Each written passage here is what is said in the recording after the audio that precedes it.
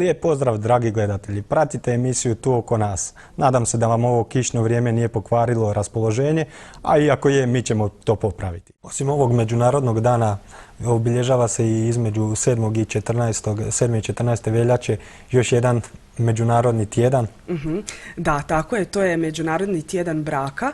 On je pokrenut u Engleskoj i evo mi imamo sreću da se ove godine odvija i u Hrvatskoj, dakle na razini cijele države.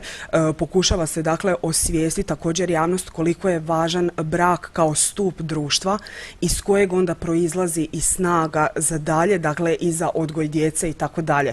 Dakle, muž i žena su stupovi toga društva. Tjedan braka se odvija na način da svatko, dakle bio to ili obrtnik ili vlasnik nekakve firme ili nešto, pokušava na svoj lokalni način, koliko je njemu to moguće, obilježiti taj tjedan braka. Njegova je parola ove godine u Hrvatskoj vjernost je prednost i na primjer evo mi imamo dakle nekakve udruge koje su se javile, pa ne znam, recimo nekakvi restorani, ako je 20 godina braka mužu i ženi, oni daju 20% popusta na večeru unutar tih tjedan dana, ili se održavaju edukativni seminari o važnosti dakle braka, održavaju se seminari o komunikaciji, dakle o prebrođavanju krize unutar braka i tako dalje. Dakle, baš se daje fokus na muža i ženu kao stupove društva. Kako bi sami muž i žena trebali obilježiti taj tjedan?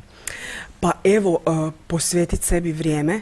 Dakle, možda malo isključiti ove, što bi rekli, gadgete, dakle, mobitele, kompjutere i tako dalje, posvetiti sebi više vremena, otići sami negdje prošetati, dakle, dati možda djecu negdje da ih netko čuva, posjetiti kino, otići u nekakve toplice ili nešto, dakle, napisati si možda pismo, reći neku lijepu riječ. Taj tjedan je zapravo jedan lijepi uvod u Valentinovo.